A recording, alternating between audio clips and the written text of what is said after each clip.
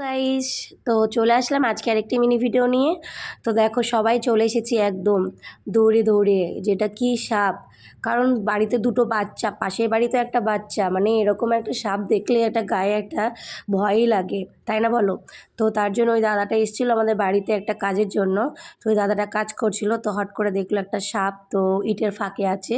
তো দাদাটা সাহস করে আসলো, এসে সাপটা ধরলো কৌটোর মধ্যে। তো দেখো দাদাটা বারবার করে বলছে এটা চন্দ্রকোনার বাচ্চা, বাট আমি তো চিনি না। তোমরা যদি এই সাপটাকে চেনো আর অবশ্যই কিন্তু কমেন্ট বক্সে জানিয়ে দিও কেমন। তো যাই হোক, খুবই ভয় লাগে, কারণ বাচ্চা কাচ্চা গরমকালেও ভয়, শীতকালেও ভয়। কারণ শীতকালে ওরা গরম খোঁজার জন্যই বেরায়, গরম যেন শরীরটা তো গরম থাকে।